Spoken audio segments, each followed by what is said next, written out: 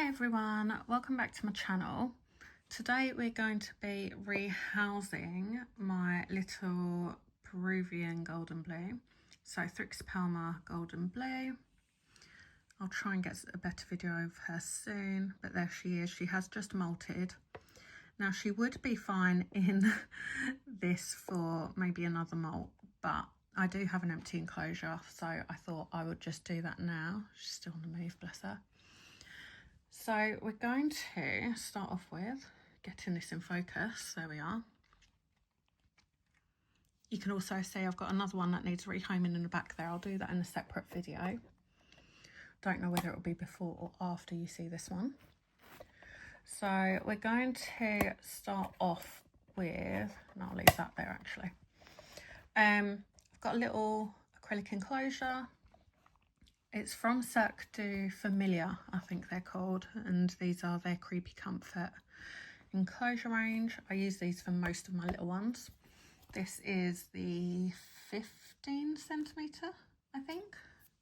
It's either 10 or 15 centimetres. I'm not really good with measurements. So we are going to start with getting some substrate in there. Now, Thrixopelma Golden Blues are a relatively new species, so they are quite rare. There's not much information about them, but they are from Peru, and they are generally a good temperament, but they can have a nervous disposition. Get a good layer in there. And they are a New World tea, or tarantula, shall I say. So they will use a little hair flick to get rid of any prey, or as their sort of threat pose, threat warning thing. Anyway, but yeah, because there's not much information about them, there isn't a care guide on them specifically. So I just follow general care for their genus. So I always do a terrestrial setup. Oh, do excuse the camera wobbling there. I do a terrestrial setup with burrowing opportunities, and sometimes I might add like a few sticks or something to give them a little bit of webbing up space if they would like. They are kept dry but with a water dish, and I tend to keep them like I do most of my teas, so around 20 to 25 degrees in temperature and 60 to 70 degrees, 60 to 70% humidity. My room usually sits at about 25 degrees because I feel that is the best sort of temperature for the tarantulas. But yeah, that is pretty much all we know about them. So I'm going to create a little dip there. As you can see, I'm using a fair bit of substrate for this enclosure. All you can see actually is a reflection of my bedding. This isn't my actual bedding, by the way, it's a protective sheet. Get a little dip in there. I always use little cut up flower pots. So that will go in there. And then we will cover that up with some more dirt.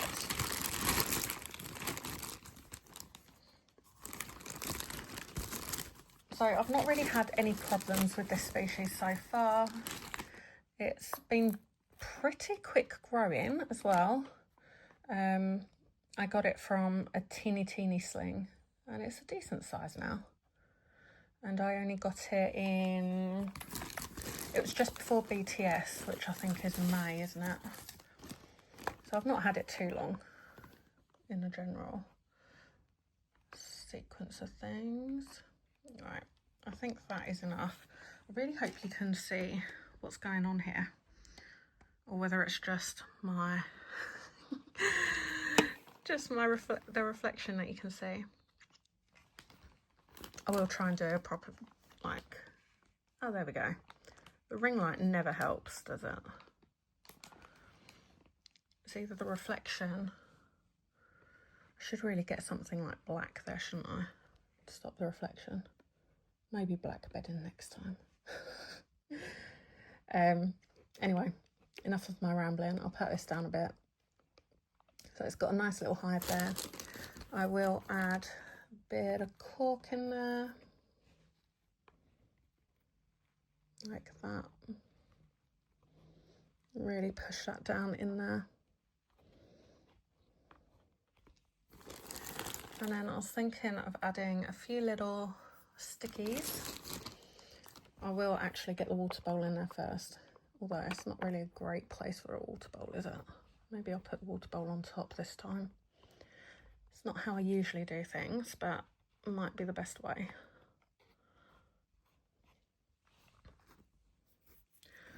And then a few little sticks in there. Usually I have like fake plants or things like that, to make it look a little prettier. But we will make do with what we've got.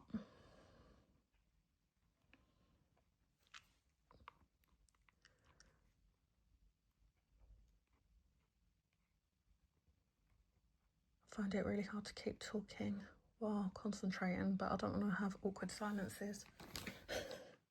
I hate an awkward silence. Right, so next we're going to, this is actually going to be a pretty quick video compared to my previous ones. I'm going to have a little bit of leaf litter in there. I love leaf litter. Always have to include it. I think I said this last time. I think I say it all the time, to be honest. Always have to include some leaf litter. Get a little bit more. It's not where I wanted it to go. Right, let's get a little bit more leaves in there. And then out the back, I will put some moss. So I don't want it too wet, but if you get a bit of moss in there, then you don't need to dampen the substrate.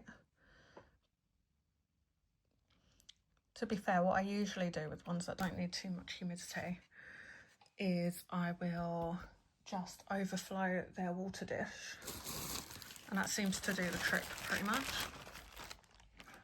Right, I need to soak my moss because it's quite dry.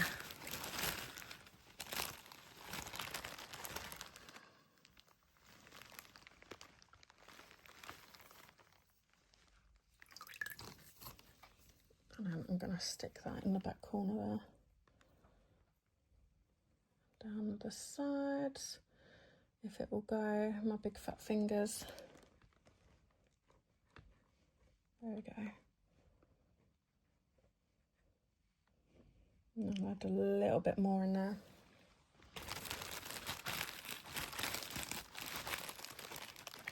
So not too much going on with sling enclosures. I was contemplating whether to even film it because it is a very quick sort of setup that I do. But I thought, why not? It gives me an opportunity to show off my baby. All right, that is all stuck to my fingers now. I'll do a little bit in the water dish. Yeah. Right, and now it's time to try and get the bugger in there. So that is the enclosure. There is so much substrate in there. So as you can see there, it's got loads of room for burrowing. It does have some room for anchor points at the front to do some webbing if it wishes. And there is plenty of flat land for its terrestrial tendencies too. I might add a little bit more leaf litter in there actually before I get going with the rehouse.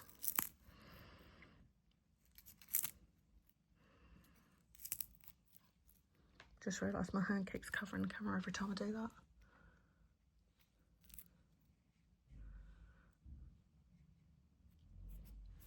Right, now to get the little baby in there, make sure that is on properly. Got some water on there. What I'm going to do first actually is move its label. I need to do some more of these labels actually because I find it really easy, and also I like the, what is it called, not the neatness, the coordination isn't the word that I was looking for either, but the uniformity That's it. Of all of my enclosures having the same label. So at some point I do need to go around and do some more of these labels. Nutmeg, by the way, is its name that I've called it. I try, anyway, to give all of my teas a name. This one is called Nutmeg. Right, so let's try and get the little bugger in. Now this one has sprinted on me before, so we're going to hope that it doesn't do that this time. But we're sort of expecting anything and everything.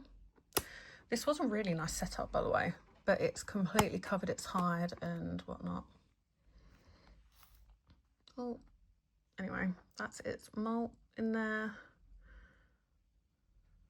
Don't know whether you can see that. Nope. Let me refocus the camera. Oh, there we go. So a nice little molt going on there. And now we've got to try and get the tea out.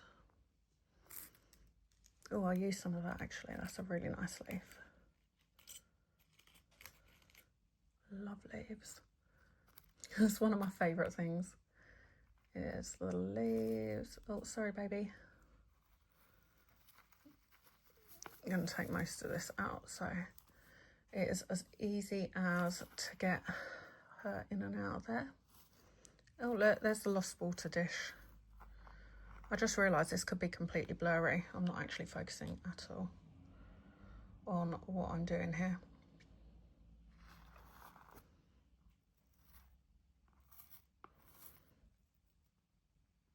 So, let's see if I can zoom into her. This is my gorgeous girl at the moment. I say girl, I honestly do not know the gender yet. I could have a go at sexing the molt, but in all honesty, I think it is way too small at the moment to be sexed. Or accurately anyway. But as she gets older, she will get a nice sort of golden carapace. And her legs will get like a blue colour, electric blue. I will insert a photo, hopefully up here. Where's my finger? Up here somewhere. I'll try and upload a photo of what they're supposed to look like when they get older. But yeah, let's get this one moved. She says she cannot find her paintbrush. I have actually buried it under all of my other tips. Oh, there it is. Found it. Right. Hopefully there's not going to be any handling involved. Let me change my camera setup actually. Give me 2 minutes. Right, so I'm hoping this is much better. I'm going to try and zoom in a little bit. And then hopefully she'll just go waltzing straight in there. Yeah, there we go. Easy as pie. Don't know whether you can see her in there from that angle. But she is right at the front there. Let's get the lid on this and then I'll do another little video. So that was a nice and easy setup there. Can't actually find her anymore because she went into her little house. But that should hopefully give you some inspiration for if you have any Thrixopelmas in your collection that need a little update and redo. So hopefully I'll see you in the next video. Bye guys.